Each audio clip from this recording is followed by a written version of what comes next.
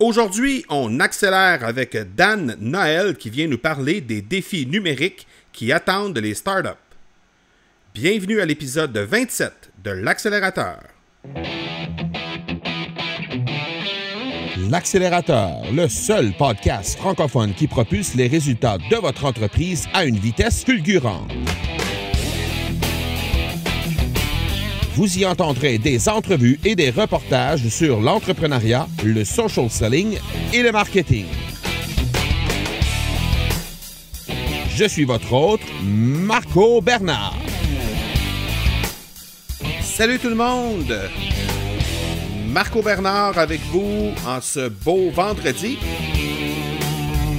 On reçoit aujourd'hui Dan Noël directement de la Suisse. Dan est un entrepreneur dynamique et rempli d'énergie qui dirige l'entreprise Starterland, qui est une entreprise qui justement offre des services de formation, de conférenciers également pour les entreprises, les startups, les jeunes entreprises. Et Dan viendra nous entretenir aujourd'hui sur les défis les défis numériques que rencontrent les startups. Alors, j'ai très hâte de vous le présenter. C'est un être qui est vraiment très, très sympathique et rempli d'énergie, vous allez voir. Et c'est contagieux, ça se sent à travers l'entrevue qu'il nous a livrée. Alors, j'ai très hâte de vous le présenter. Mais avant, j'aimerais vous inviter à participer au lancement VIP de la formation de l'accélérateur. Et pour ce faire, vous avez simplement à vous rendre au marcobernard.ca/lancement VIP. Le lien sera dans les notes de l'épisode. Vous avez seulement qu'à laisser vos coordonnées sur cette page et vous allez faire automatiquement partie du lancement VIP de cette formation-là. Et vous ne voudrez pas manquer ça. Vous allez recevoir des informations dans les prochaines semaines concernant ce lancement-là qui se tiendra dans quelques semaines. Je vous invite également à me contacter sur la page Facebook, à venir me joindre sur la page Facebook de l'accélérateur. Alors, vous pouvez le faire au facebook.com/M Marco Bernard et également à venir me rejoindre sur Instagram au instagram.com/M Marco Bernard. Et finalement, je vous invite à partager vos commentaires sur les épisodes que vous écoutez du podcast Accélérateur, comme le font déjà plusieurs auditeurs, et également me suggérer des sujets que vous voudriez que j'aborde lors des prochains épisodes ou encore des invités que vous aimeriez que je reçoive. Et vous pouvez le faire par courriel au parler, P-A-R-L-E-R, @marcobernard.ca. Alors, je vous laisse à l'entrevue avec Dan Noël de Starterland qui nous parle des défis numériques que rencontrent les startups et je vous reviens tout de suite après. L'Accélérateur est une présentation de Production Extrême.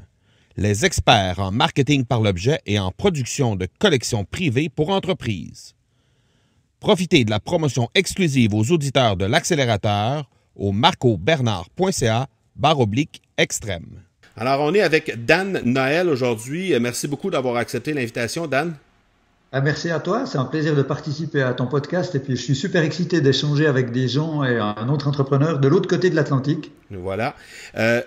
Dan, je te laisse quelques minutes pour présenter les différentes entreprises dans lesquelles tu es impliqué, puis après ça, on pourra parler des défis numériques que les startups ont à faire face aujourd'hui.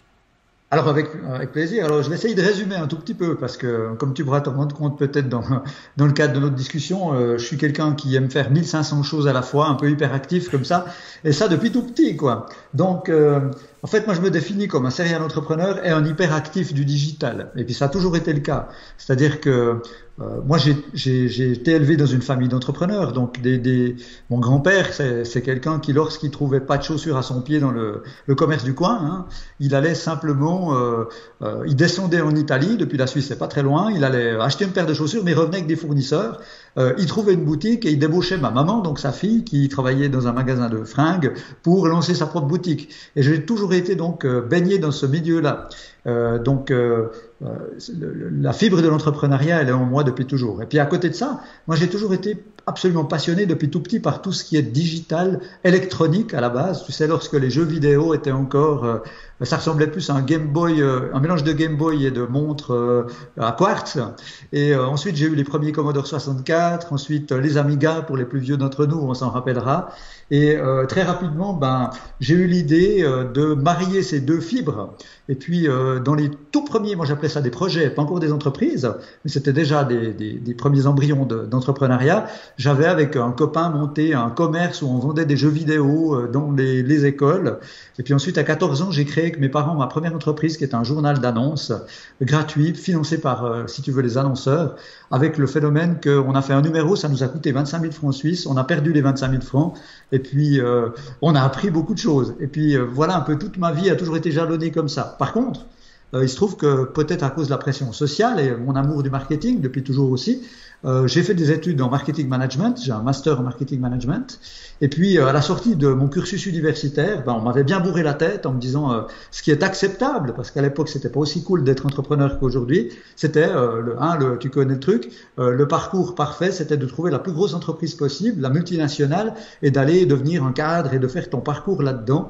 Et donc j'ai commencé dans une très grosse multinationale suisse, ensuite j'ai été dans plusieurs très grandes banques suisses aussi. Le pays fait que voilà, l'industrie bancaire est importante chez nous, et j'ai eu une jolie progression de carrière rapidement. Par contre, j'étais jamais heureux, c'est-à-dire que je changeais de job, je gagnais en grade, si tu veux, d'abord des postes d'exécution, ensuite de management. J'étais product manager, le plus jeune product manager d'une petite banque suisse, mais qui avait beaucoup de succès. Et puis à un moment donné, je me suis dit, voilà, il y a quelque chose qui va pas, il y a quelque chose qui me manque. Et je suis revenu à mon talent, à mon inspiration, et puis menant une propre analyse, je me suis rendu compte que ce qui me manquait, c'était cet entrepreneuriat. Et donc j'ai décidé à cette époque, il y a 12 ans maintenant, de créer ma propre petite entreprise dans le marketing scientifique, puisque moi je fais du big data à la base. Et je me suis mis consultant, freelancer dans ce domaine-là. Ce qui était très sympathique, c'est que tous mes anciens employeurs sont devenus instantanément mes premiers clients. Et puis j'ai fait ça pendant 2 ans. Et à un moment donné, l'envie si tu veux, de transmettre ce que j'ai appris et d'accompagner des autres entrepreneurs, d'être dans la transmission de connaissances, est devenue beaucoup plus forte. Et puis, il y a 10 ans, maintenant, je viens de fêter mes 10 ans, j'ai décidé donc de donner une nouvelle couleur à mon activité entrepreneuriale. Et puis, depuis 10 ans, je suis coach, formateur, j'organise des séminaires, je suis conférencier et j'accompagne des créateurs d'entreprises. Et ça va sans jugement de valeur, depuis le boucher du coin du quartier jusqu'à des startups hautement technologiques. Et j'accompagne entre 150 et 200 personnes par année. Donc, j'ai vu pratiquement plus de 2000 projets depuis que j'ai commencé.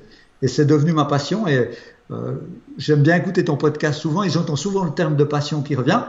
Et moi, j'aime bien utiliser le terme de whyology, c'est vraiment qu'est-ce qui m'anime, et je l'ai découverte au fil du temps. Et moi, vraiment, c'est ce qui m'anime en tant que professionnel et qu'entrepreneur, c'est mon envie perpétuelle d'inspirer des gens à créer leur propre futur. Et donc, voilà ce qui me donne envie de me lever tous les matins, quoi.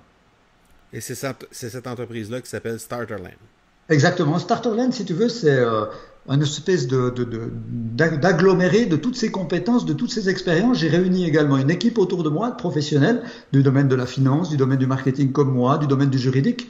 Et Starterland, c'est en fait le couteau suisse, c'est le cas de le dire, le couteau suisse de l'entrepreneuriat. Et on accompagne des gens depuis l'idée jusqu'au succès, dans toutes les étapes, depuis le prototypage, le business plan, la construction de la stratégie, la mise en place, le teasing, l'animation des réseaux sociaux, enfin de tout ce qui fait la vie d'un entrepreneur et qui peut créer, partir d'une idée et faire un projet qui peut avoir un succès sur le marché. Étant dans une autre partie de ma vie professionnelle, un distributeur en articles promotionnels et distributeur des produits Victorinox, qui est un produit couteau suisse, justement, ouais. Je suis bien familier avec ça, puis ça m'image encore plus le genre de bonhomme que tu es, et ça me confirme que tu es la bonne personne pour nous parler justement des 3 défis numériques qui pourraient justement être que les entreprises, les startups vont devoir avoir à faire face dans les prochaines années et ont à faire face déjà maintenant. Comment tu pourrais décrire ces 3 plus importants défis-là selon toi? Alors ouais, c'est une super question. C'est quelque chose que je rencontre quasiment tous les jours dans mon activité de coaching d'entrepreneur. Quand on parle de start-up, au sens plus large, pour moi, c'est pas uniquement la start-up technologique telle qu'on l'entend, le nouveau Google, LinkedIn. Pour moi, un starter plutôt qu'une start-up, c'est quelqu'un qui décide de prendre son destin en main et qui décide de donner vie à son projet, créer son business. Et encore une fois, ça peut être un kiosque, ça peut être une boucherie, un peintre, etc. Et comme tu le dis, effectivement, le numérique le digital, les réseaux sociaux, bien ça a complètement fait exploser la manière de vivre ces projets dès le début. Et il y a un certain nombre de défis. Alors tu me demandes de prononcer sur 3, il y en a beaucoup, hein. Mais si je dois en identifier les 3, je dirais qu'il y a un premier élément qui regroupe tout ça. Pour moi, tous ces entrepreneurs, la difficulté ou le défi auquel ils sont confrontés, c'est comment utiliser ces nouvelles technologies ou ces technologies du numérique aujourd'hui, puisqu'elles sont plus nouvelles que ça, pour générer du lead, quoi, créer des clients. Parce que c'est bien joli de dire tout le monde utilise Facebook, etc. pour chatter avec ses copains, dire qu'il a mangé des frites hier soir et autres. Mais là, c'est vraiment l'enjeu, c'est comment on fait pour transformer, utiliser à bon escient ces technologies, ces nouvelles plateformes pour pouvoir faire du business. Et donc là, il y a vraiment un certain nombre de défis. Alors dans les défis comme ça qui me viennent à l'esprit spontanément, hein, si tu veux, il y a vraiment une difficulté et un défi à la fois, c'est suivre le mouvement. C'est le monde a changé, qu'on le veuille ou non, hein, il ne faut pas être nostalgique ou romantique du passé. Et là, toi, tu vis de l'autre côté de l'Atlantique, mais chez nous, on a toujours un peu un temps de retard, entre guillemets. Mais la vague arrive, et elle arrive très fort. C'est de notre côté. Hein, j'imagine. Deux tours de notre côté. Deux tours. Là, on a aussi un avantage. Moi, je dis toujours à mes entrepreneurs que je coach, on a un avantage, notamment en Suisse. Il y a une vieille légende ou un proverbe en Suisse où on dit que le Suisse se réveille tôt, mais se lève tard. Hein, donc, il se réveille à 5 heures du matin, mais il nous faut jusqu'à 9 heures avant d'être opérationnel, parce que petit café, etc. Donc, l'avantage, c'est qu'on peut observer ce qui se passe, s'en inspirer. Et voilà, il y a des gens qui essuient les plâtres dans d'autres pays, dans d'autres contrées, puis on peut s'en inspirer. Alors, le grand défi, c'est d'accepter que ça a changé et que pour n'importe quel entrepreneur, que son entreprise ou son projet un rayonnement local, régional, national, international, eh bien, le numérique, le digital média a changé complètement le monde. Hein. J'ai noté quelque chose de 3 éléments comme ça pour m'en rappeler, mais la prospection a changé avec le social selling. La finance a changé. Tu ne finances plus un projet comme avant. Moi qui ai travaillé dans le monde bancaire, aujourd'hui, on a des technologies de l'information qui permettent de juger les documents de manière informatique via des intelligences artificielles. Ou alors tu vas te tourner pour certains d'entre nous, d'entrepreneurs, vers le crowdfunding. Donc ça change la manière de faire avec tous les enjeux qu'on peut avoir. Les ventes, on vend plus de la même manière, on fait plus du marketing de la même manière. Moi, le métier de marketing que j'ai appris, peut-être celui que tu as eu aussi, je sais que tu viens du monde de marketing également, il n'existe plus, quoi. Il a changé. Et si tu t'adaptes pas, t'es mort. Donc quelque part, pas de romantisme. Il faut commencer d'abord par suivre le mouvement, ensuite le leader si possible, et puis c'est follow, lead or die, hein, quelque part. C'est-à-dire que celui qui prend pas le train, d'ici quelques temps, ça va être trop tard. Donc là, l'enjeu, le défi pour les entrepreneurs d'aujourd'hui, et donc notamment cette petite start-up, hein, si on peut parler de n'importe quel indépendant, si pour utiliser un autre terme, voilà, il y a vraiment cet enjeu de ne pas rater le train, ou le défi, que ce soit 2017, 2018. Alors ça, c'est le premier défi, si tu veux. Moi, j'ai pensé aussi à un autre défi, ou celui que je rencontre très souvent, j'appelle ça l'effet du peintre, une fois de plus, parce que je croise beaucoup de gens qui veulent lancer leur propre activité indépendante de peintre en bâtiment, par exemple. Hein. On en parlait tout à l'heure quand on discutait les deux. Et c'est vrai que tu croises des gens qui te disent « Mais moi, j'étais un super peintre, hein, je travaillais pour la grosse entreprise de peinture du coin, j'étais le meilleur au pinceau, il n'y a pas de problème. Mais alors, il n'y aura aucun souci pour que je devienne entrepreneur dans le monde de la peinture. » Alors avant, il fallait leur dire « Fais gaffe, mon gars, c'est pas du tout la même chose d'être un excellent peintre que d'être un très bon chef d'entreprise de peinture. Prospection, contrat, négociation, offre, ça c'était quelque chose. Mais maintenant, il faut rajouter une couche. Le peintre, il est non seulement bon peintre, il est bon chef d'entreprise de peinture, mais il doit être aussi bon communicateur. Chaque petit entrepreneur, chaque petite start-up, ou plus grande qu'elle soit, on est tous également un média en même temps. Donc c'est vraiment un changement de mindset et de se dire, oui, je dois être bon dans mon métier, je dois être un bon gestionnaire d'entreprise, mais je dois être aussi ma propre agence média, ma propre agence de communication et maîtriser les outils. Donc ça va être un défi important, quoi. Et puis, je dirais que le troisième défi, moi, qui me vient spontanément à l'esprit, comme ça, c'est la vitesse, quoi. Hein, ton podcast s'appelle l'accélérateur, c'est pas pour rien. Hein, le speed augmente à une vitesse incroyable.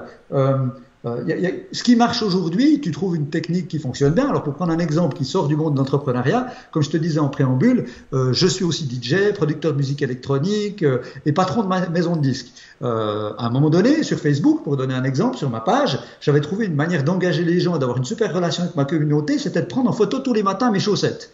Parce que j'aime bien les chaussettes un peu fun, tu vois. C'était Socks of the Day. Et donc ça a commencé comme ça. Puis les gens commençaient à interagir en disant « Je préfère tes chaussettes d'hier ». Ensuite, les gens prenaient leurs propres photos de leurs propres chaussettes. Qu'est-ce que t'en penses? Donc, tu t'emballes, comme n'importe quel marketeur, tu te dis « Je vais overuser le truc ». Puis à un moment donné, tu vois que ça marche plus. Donc, ça demande aussi une adaptation parce que la vitesse va très vite. Et derrière tout ça, le phénomène peut-être le plus complexe à gérer notamment pour les petites startups, ceux qui commencent et ceux qui ne sont pas forcément du métier, c'est la baisse d'attention, quoi. Il y a une énorme compétition. Je crois que je l'entendais dans un podcast précédent de ton émission. L'offre est gigantesque aujourd'hui. Il y a une compétition effrénée. Je lisais une statistique cette semaine qui disait qu'en moyenne, et je trouve que c'est beaucoup, un utilisateur sur Facebook, lorsqu'il scrolle dans son newsfeed, il reste en moyenne 1,7 secondes par publication qu'il voit. Donc l'attention est toute petite. Le reach naturel disparaît. L'engagement fond comme la neige au soleil pour quelqu'un qui vit au Canada et quelqu'un qui vit en Suisse. La neige, ça nous parle. Et là, on avait trouvé une parade. On a trouvé une parade, c'est d'utiliser notamment sur Facebook le Facebook Ads, qui est, comme disait un de tes précédents intervenants, absolument indispensable. Mais je dirais dans les défis, qu'est-ce qui va se passer maintenant que les gros poissons rentrent aussi là-dedans? Adidas annonce qu'ils vont quasiment supprimer leur budget marketing habituel pour aller que vers du digital.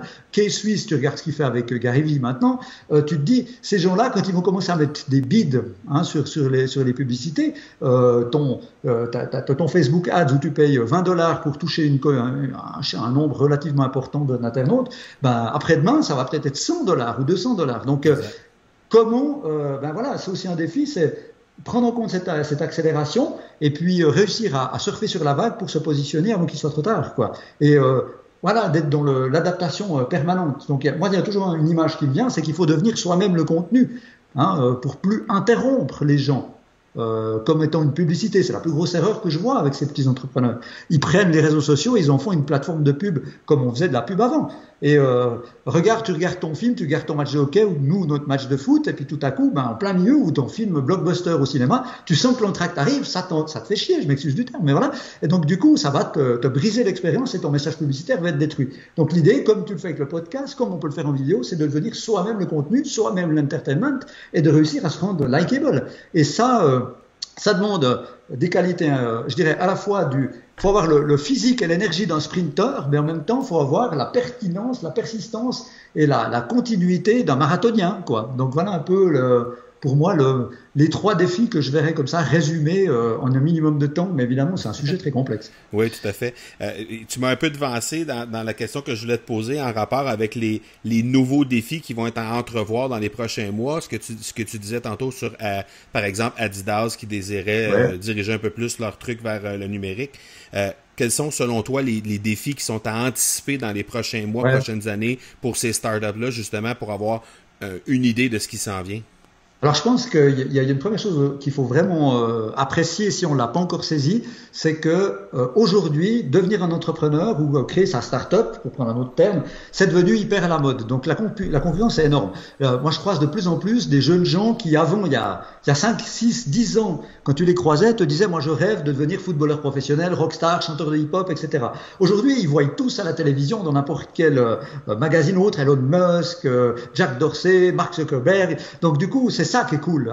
Donc il y a énormément de monde. Donc par rapport à ça, la concurrence est énorme. Mais donc le défi qui va accélérer encore à mon avis, c'est d'être capable de produire du contenu de qualité, mais aussi en quantité, ce qui va être très difficile.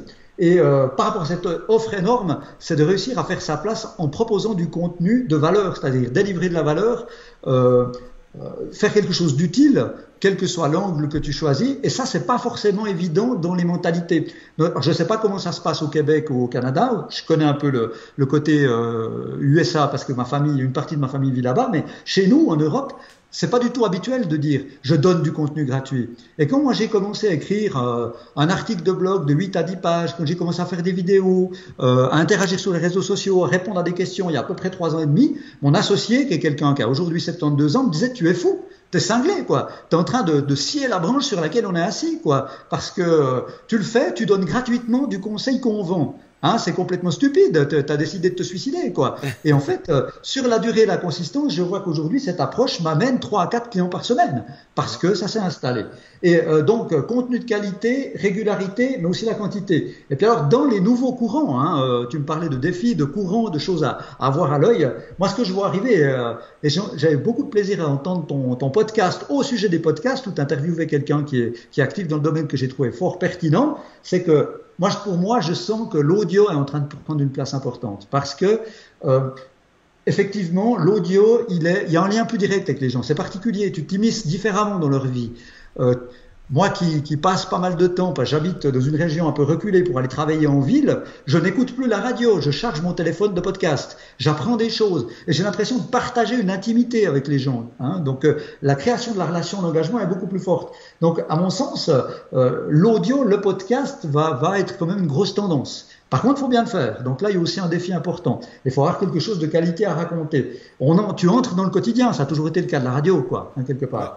Et puis, moi je dirais aussi que dans les choses que je vois arriver fortement, encore plus accélérées, avec toujours une vague de retard par rapport à une contrée comme les États-Unis, mais je ne sais pas encore une fois de plus comment ça se passe au Québec, mais en Europe, on est un petit peu, on a de la peine à se mettre en scène personnellement. Or, aujourd'hui, on achète surtout, on travaille avec un consultant, on fait intervenir une entreprise, on achète un produit, surtout pas forcément parce pourquoi, hein, pas pour ce qu'elle fait, mais plutôt pourquoi elle le fait et qui le fait. Donc il y a vraiment un côté sur le personal branding où il y a véritablement un immense défi à relever, notamment 2017, 2018, 2019, etc., pour se rendre likeable, savoir qu'est-ce que je vais partager de ma vie pour documenter ma vie d'entrepreneur de manière à voilà que les gens aient envie de travailler avec moi. C'est du pull marketing et non pas du push marketing, tout en restant authentique, quoi. Puis quand tu es face à des solo-entrepreneurs, ben, c'est accepter de se mettre soi-même un peu en avant, et de quelle manière, tout en conservant l'authenticité et quand même un poil de vie privée. Et puis tu as aussi, lorsque tu parles comme moi d'une entreprise un peu plus grande, puisqu'aujourd'hui j'ai un peu plus que 15 collaborateurs, c'est comment on partage notre culture, quoi, hein, comment on utilise notre personal branding à une échelle d'une entreprise, d'un point de vue culturel, quoi. Donc ça me paraît important. Et puis, au niveau purement des aspects technologiques, hein, parce que, alors tu m'en voudras, mais des fois on me dit que je suis un peu un digitaliste, hein, parce que moi je serais le premier à me faire implanter une puce, tu sais, en Suède, enfin je suis un peu comme ça.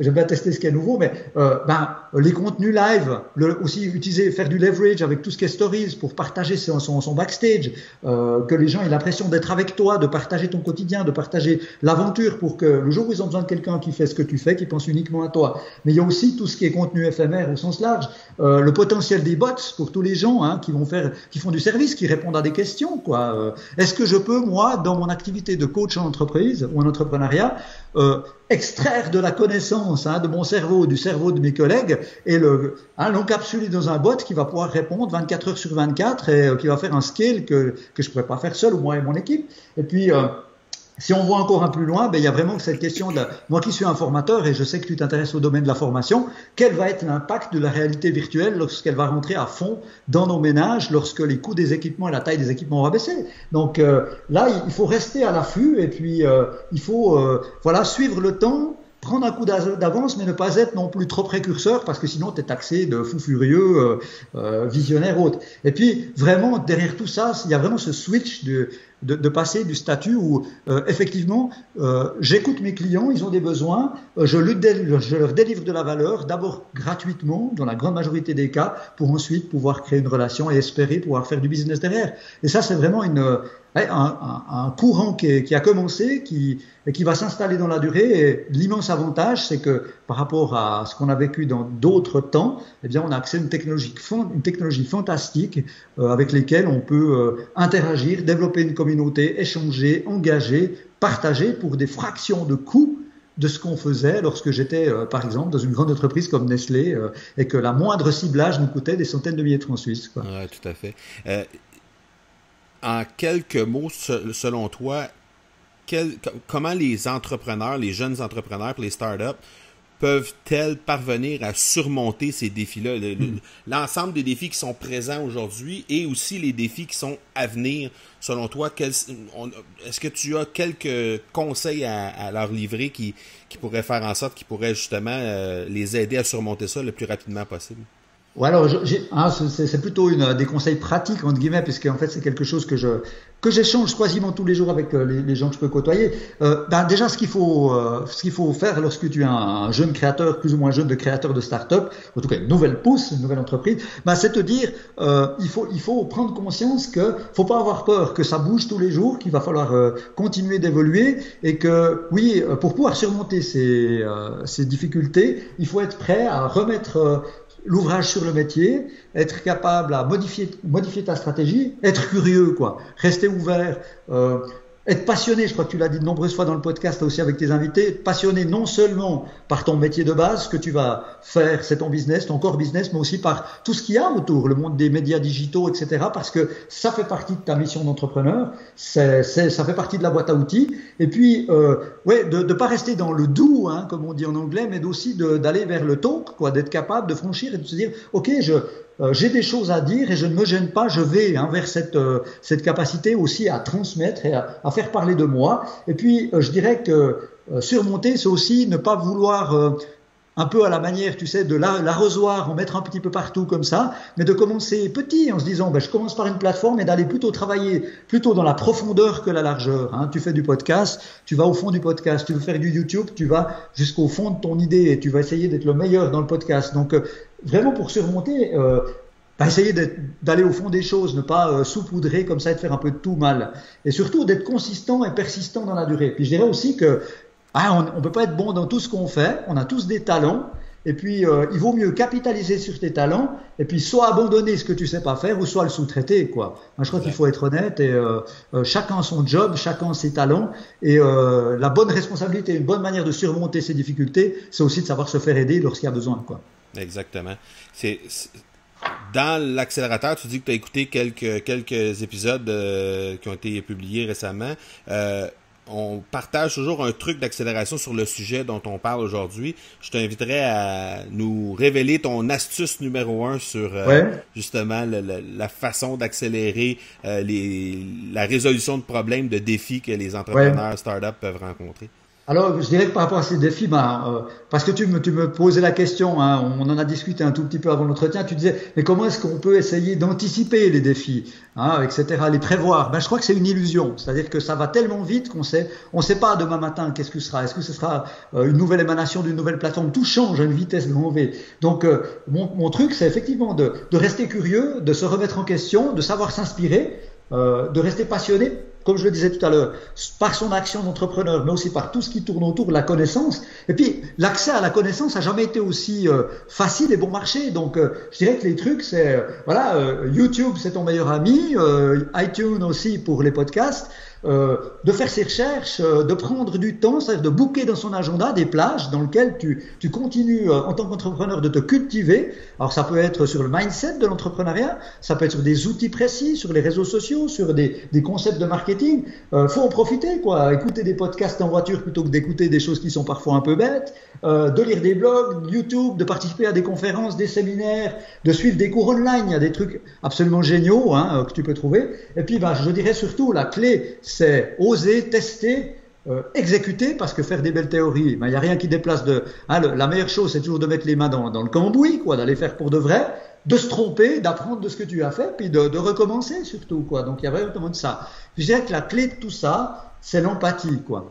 C'est vraiment d'être en empathie avec son monde, avec ses clients, et puis surtout d'observer les autres. Il y a un côté éminemment un petit peu comme un chercheur en anthropologie, quoi, de regarder comment le monde évolue, comment les interactions entre les êtres humains évoluent, quelles plateformes ils utilisent, et il n'y a pas meilleur sujet que soi-même. Je dis souvent à mes entrepreneurs que je suis, regardez-vous, regardez ce que vous faites, quand vous allez sur Facebook, qu'est-ce que vous faites, comment vous êtes en train de changer votre comportement, faites du rétro-engineering avec ça, et déclinez votre stratégie là-dessus. Et puis après, il y a quelques trucs et astuces, genre du style, si tu veux gagner un peu de temps, c'est d'utiliser des intégrateurs de contenu comme Feedly, qui te permettent de lire à un seul et unique endroit des dizaines de blogs, mais ça n'enlèvera pas qu'il faut prendre du temps, aimer ça, et puis se donner les moyens de le faire, quoi.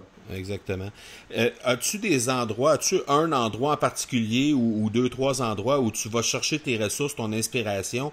Parce que là, on a énuméré plusieurs YouTube, iTunes, on a énuméré les blogs, etc. Donc, il y a plein de places où on peut essayer de se maintenir en avant du train.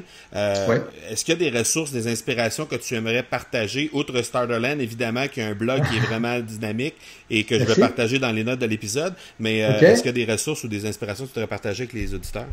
Alors, tu veux dire à part le tien de podcast, qui est particulièrement oui, intéressant à suivre. Oui. Un petit peu de self-promotion, ça fait toujours du bien. Non, mais alors plus sérieusement, quoique tout à fait sérieux. Donc moi, j'ai quelques sources comme ça que parmi tant d'autres. Hein, mais dans mes sources préférées, par exemple, moi j'adore lire le blog, tu sais, de Buffer. Hein, l'application Buffer qui permet donc de gérer les réseaux sociaux de manière professionnelle. Ils ont un super blog, ils partagent énormément de choses, ils ont souvent un coup d'avance et dans une manière de l'expliquer très vulgarisée. Donc pour moi, c'est leur blog et leur podcast. Pour moi, c'est quand même une source d'ultra qualité. Ça fait partie des trucs que j'écoute quasiment toutes les semaines. Je rajouterais aussi un podcast d'un Américain. Alors, c'est des sources anglophones, mais je pense que ça posera pas de problème à tes auditeurs. C'est quelqu'un qui s'appelle Tyler Anderson et qui a un podcast qui s'appelle Social Media Hour Social. Donc, le nom est un peu bizarre, mais c'est quelqu'un qui est l'organisateur d'une grande conférence sur les médias sociaux à San Diego une fois par année, qui a un podcast, un weekly podcast, dans lequel il a très souvent des invités de haut niveau et où il balaie de tout. Hein. Tu trouves des techniques, des trucs et astuces sur ce qui se passe maintenant, mais aussi des projections par rapport à l'avenir. Et c'est une excellente source pour essayer de capter un petit peu l'air du temps, si tu veux. Okay. Et puis, je suis obligé de le citer, mais tout le monde, j'espère, le connaît, mais le fameux Gary Vee, puisque Gary Vee, mis à part le personnage un peu clivant, un peu surexcité qu'il peut être, alors je suis aussi un peu excité, mais pas aussi excité que lui, pas autant, mais il se trouve que alors dans plein de choses tout n'est pas forcément bon à prendre, mais quand même c'est quelqu'un qui a un regard depuis longtemps projectif sur ce qui se passe au niveau du comportement marketing des consommateurs, et très souvent il fait juste, il fait mouche. Donc dans tout ce qu'il dit, si tu arrives à capter quelques éléments, je pense qu'il y a quand même de quoi faire. Donc là, pour moi, c'est vraiment des ressources parmi tant d'autres, mais qui sont vraiment de qualité. Je pense qu'au niveau de l'anticipation, Gary Vee est un exemple vraiment. Puis au niveau de l'énergie, de la passion qu'il met dans la façon dont il livre son contenu, c'est vraiment un exemple à suivre également. Ouais, je pense que c'est vraiment Alors effectivement, on aime le personnage ou pas parce qu'il est très théâtral, mais c'est son style, il est authentique. Et ça passe bien à partir du moment où tu es prêt à être un peu secoué, quoi. Exactement, c'est en plein ça. Le mot de la fin te revient, Dan. Qu'est-ce qui s'en vient professionnellement pour toi dans les prochaines semaines, prochains mois?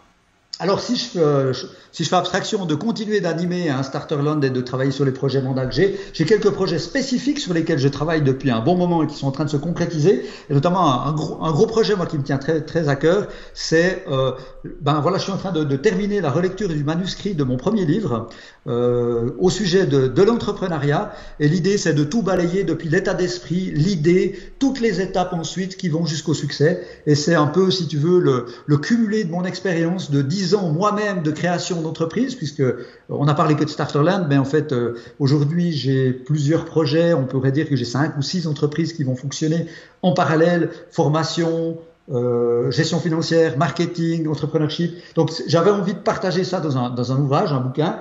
Et donc l'idée c'est de partager ces 10 ans d'expérience et de le faire sous un ton qui est un peu le mien, un peu comme ça, un peu plus fun, pas forcément un ouvrage universitaire didactique, donc de donner envie de le faire aux gens, de suivre le parcours. Donc ça, c'est un premier projet. Je vais aussi travailler fortement ces prochains temps à la réactivation de ma chaîne YouTube, puis c'est quelque chose qu'on me demande beaucoup. On me dit, les articles de blog, c'est sympa, mais on aimerait te voir parce que, semble-t-il, j'ai une dynamique particulière lorsque j'anime une formation ou autre. Donc les gens ont envie de voir ça et j'ai énormément de contenu que j'ai envie de partager avec les gens pour les inspirer. Donc j'ai vraiment envie de donner tout ça sous forme de valeur. Donc la chaîne YouTube va reprendre vraiment et va vraiment se dynamiser. Pourquoi pas un podcast? J'y pense gentiment. Et puis, on en parlait aussi, puisque je sais que tu as également un projet qui va dans ce sens, mais j'anime des formations pour des entrepreneurs depuis plus de 10 ans aujourd'hui, mais en présentiel. Et mon idée serait, pour pouvoir accompagner et aider encore plus de gens, parce que c'est vraiment ma mission intrinsèque, ma Wayology, eh bien c'est d'en faire un produit numérique sous la forme d'une formation digitale, mais peut-être plutôt blended learning, avec une partie digitale et une partie de mentoring. Et l'idée c'est de lancer ça. Là je travaille sur le concept, les contenus sont un peu sous toit, mais il faut que je customise, je finalise, fine-tune un petit peu la version finale, et tout ça devrait se dérouler, en tout cas pour la formation, dans la première partie du premier semestre 2018. Dan, voilà. Un gros merci de ton temps. Et n'hésite surtout pas à me signifier quand le livre est publié, quand il est mis en vente. On va s'assurer de partager ça sur les ondes du podcast Accélérateur. Et même chose pour les autres projets. Tu ne te gênes pas de nous informer de ça. Ça va nous faire plaisir de partager le tout. Et avec un super plaisir, et c'était absolument génial de pouvoir échanger avec toi et ta communauté. Et, comme je le dis, ça permet de créer des ponts entre... Finalement, on est tous dans le même bateau. L'idée, c'est peut-être que demain, toutes nos sociétés seront quasiment transformées aujourd'hui, et demain, peut-être tous freelance, tous entrepreneurs. Et je suis très heureux de participer à ce mouvement et d'échanger avec quelqu'un qui partage la même passion, quoi. Merci énormément. Merci à toi. Ciao. Ciao. Est-ce que je vous avais dit que Dan Noël était quelqu'un d'énergique ou pas?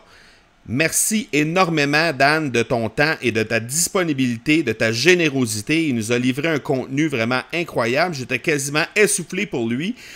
C'était vraiment du contenu béton et je pense que les gens qui sont en train de démarrer une entreprise vont nécessairement adorer le contenu que Dan nous a livré tout au long de cet épisode-là. Donc, merci énormément, Dan, et on suivra le lancement de ton livre ainsi que tous les projets dont tu nous as parlé dans les prochains mois, qui arriveront dans les prochains mois, et pour sûr, on les partagera dans les prochains épisodes de l'Accélérateur.